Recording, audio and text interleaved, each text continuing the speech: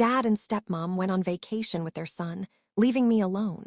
So I made sure they didn't.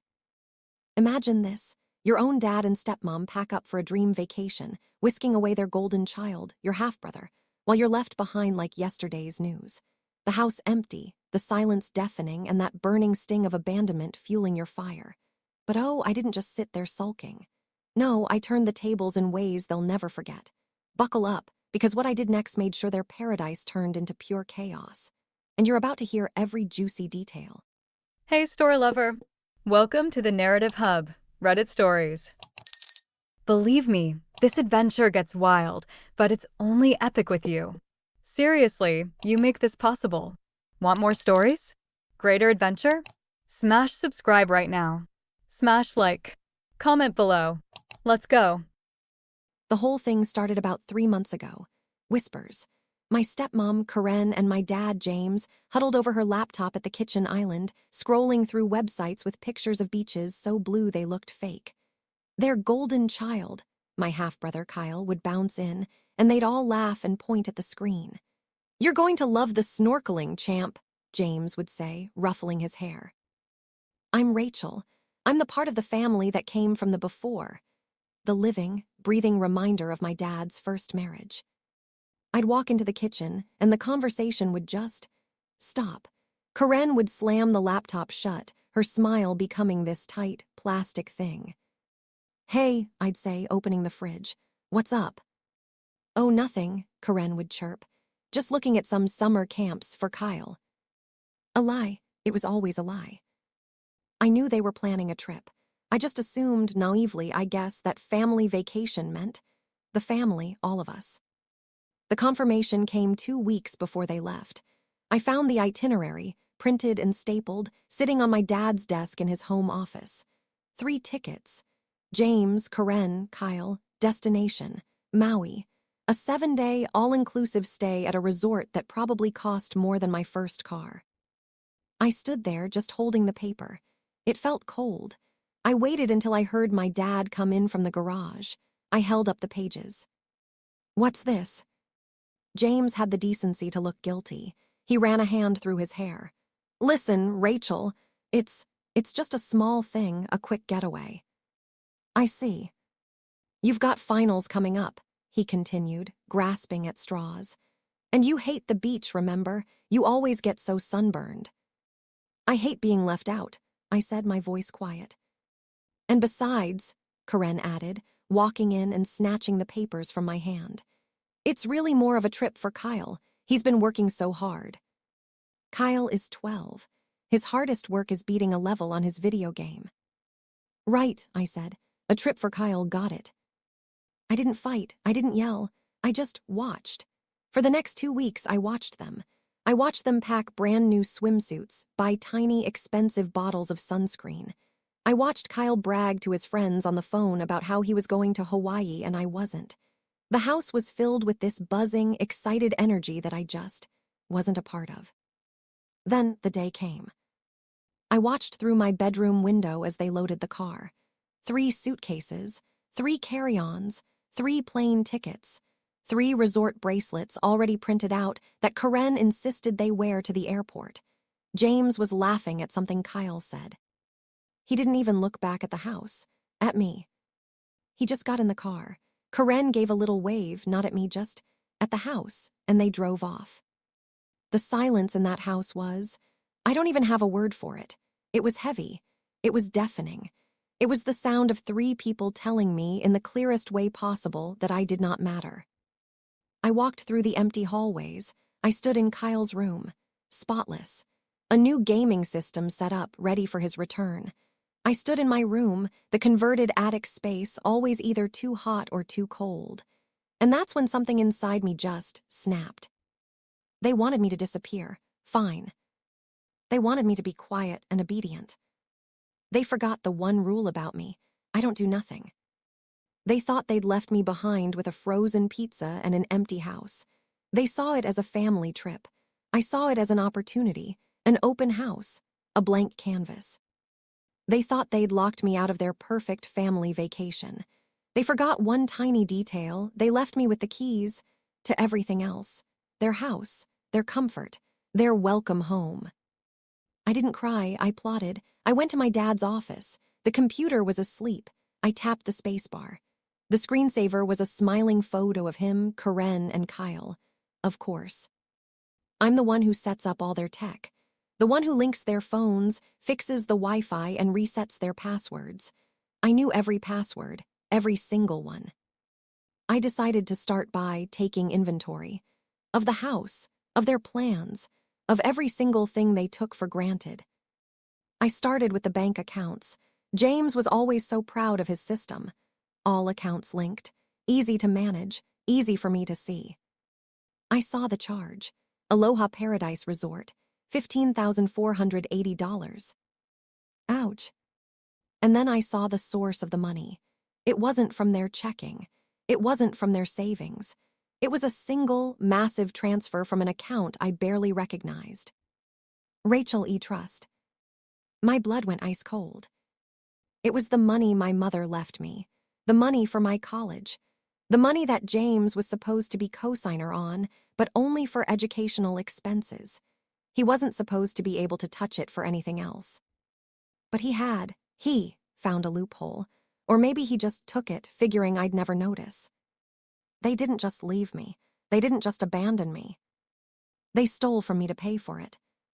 You ever watch someone hand you the match and the gasoline, then turn their back? That was the moment. The sting of abandonment turned into something else. It turned into cold, calculated rage. This wasn't about being petty anymore. This wasn't about turning the thermostat down. This was about justice.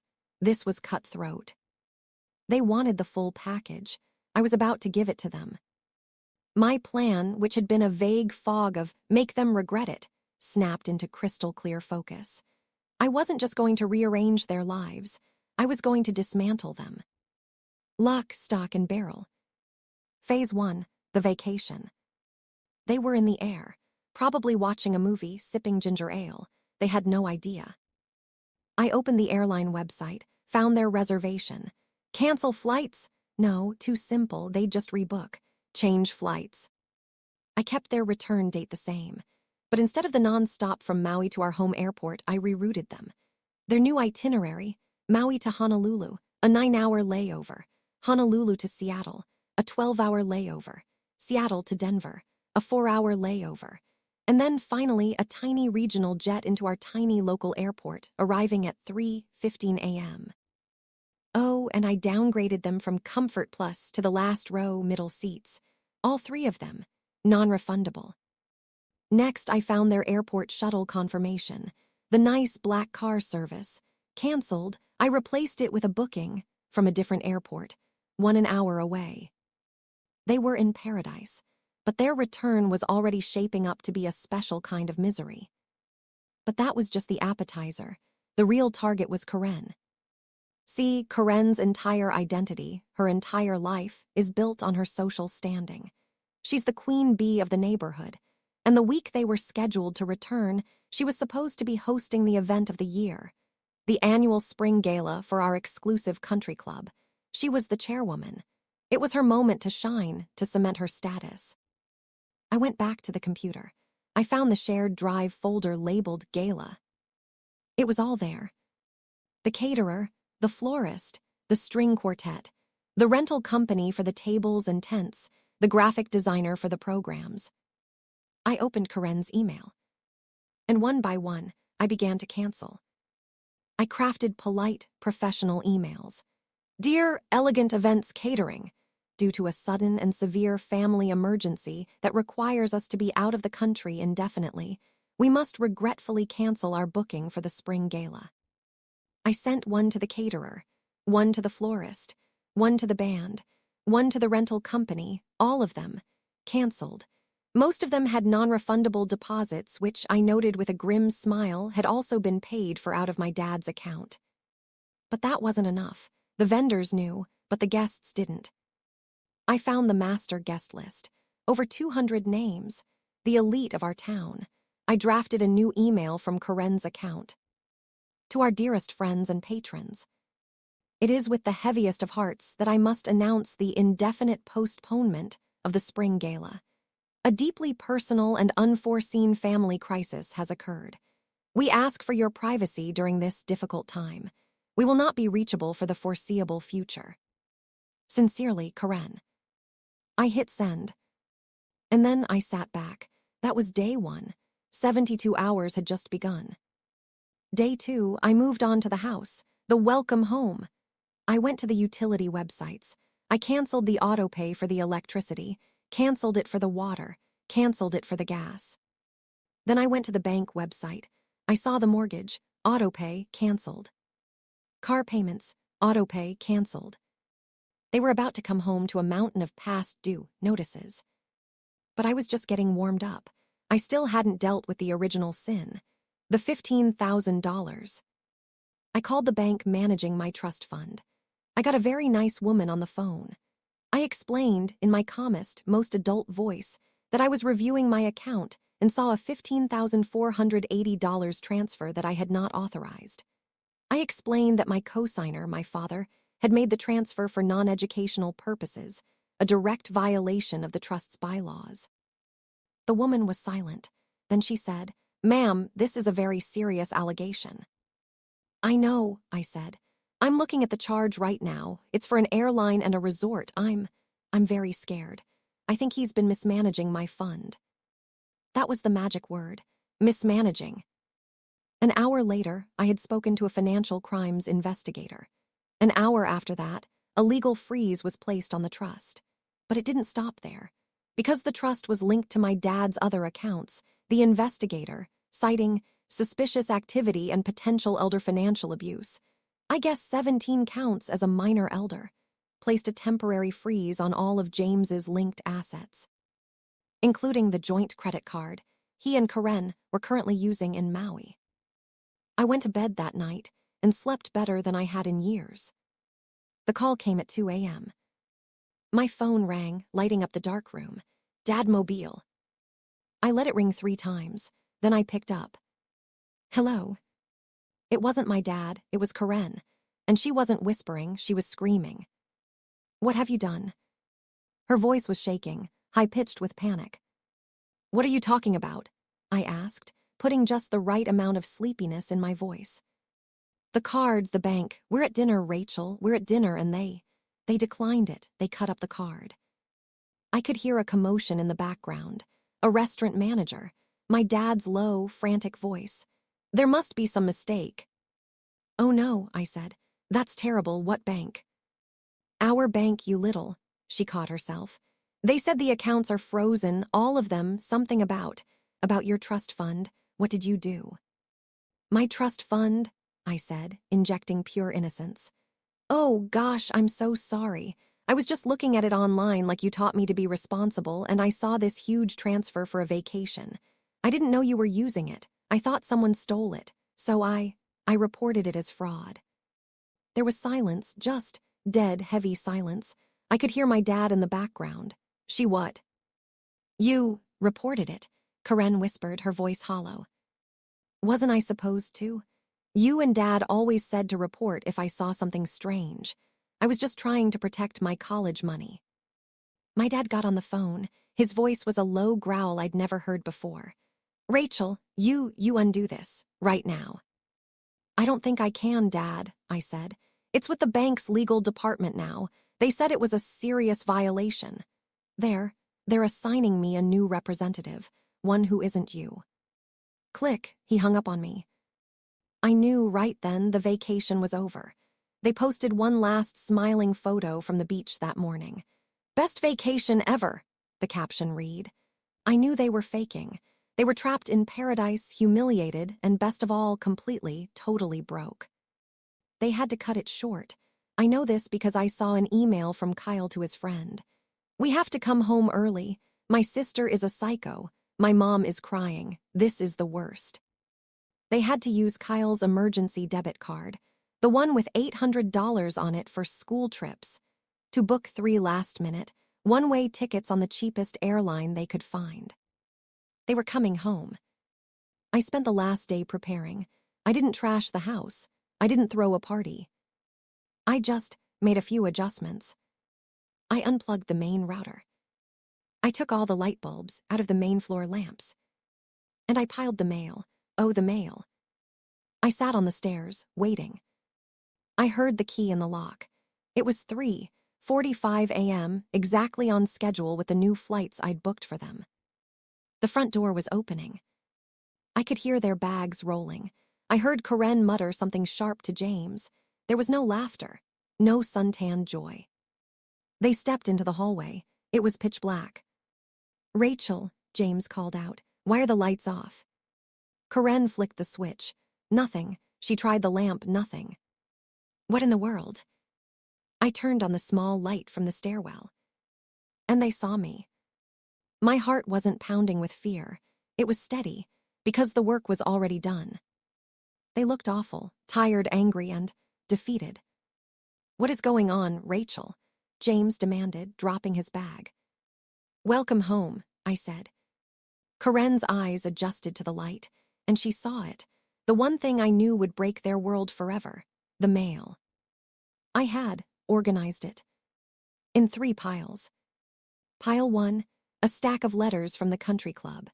The top one, printed on expensive letterhead, was a notice of legal action for breach of contract and recovery of non-refundable deposits. Pile 2, the bank letters. Account frozen. Fraud investigation.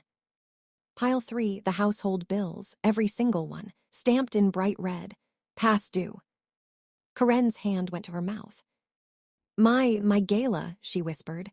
She stumbled forward and grabbed the top letter from the club. Her eyes scanned it. I watched the color drain from her face. "Cancelled. Indefinite postponement. What? No." She looked at me. Her eyes wide with a horror that was so much more satisfying than anger. You ruined me." "Me," I said, standing up. "I just tidied up. While you were off playing perfect family, I was back home taking inventory of the house, of your plans, of the money you stole from me." "That was a loan," James shouted, his voice cracking. "A temporary loan." "It's called fraud, Dad. The bank agrees with me." Karen was scrolling frantically through her phone, finally connecting to the cell network. The Wi-Fi was of asterisk course down. Her face went pale. The texts, the emails, the 200 angry, confused messages from the gala guest list. Her social life hadn't just been messed with. It was gone. James took a step toward me. "You are in so much trouble." I almost laughed. "Trouble? You have no money, your accounts are frozen, your mortgage is past due. Your wife is about to be sued by the entire Jerky Country Club, and I'm in trouble." I walked down the last few steps, past them. "You made a choice when you boarded that plane without me. You decided I didn't exist. You taught me that I didn't matter." I picked up my backpack from the floor. "So I just rearranged things. I made it true. Your bills, your reservations, your entire post-vacation life. I decided. You didn't need it, all of it, the whole shebang." I opened the front door. The sun was just starting to rise. "Where are you going?" James demanded, his voice suddenly small. "I'm going to a friend's house, to get some sleep." I turned back to look at them. 3 broken, pathetic figures in their dark, cold hallway, surrounded by the wreckage of the life they took for granted. "You thought your vacation was all paid for," I said, letting a small smile play on my lips. "It's about to get real expensive." I left. I walked out into the cool morning air, leaving them behind in the new reality I had built for them. They're still there in that house, living in the wreckage. James is spending all day, every day, on the phone with lawyers and the bank trying to get his life back. Karen hasn't left her room. Her social life is over. Kyle, he's just quiet. They wanted me to disappear.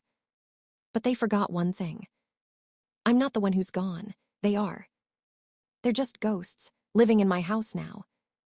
And the best part, the bank representative for my trust, she and I are having a very interesting conversation about emancipation. They think this is over. They think this is the worst it can get. They have no idea what I'm planning next.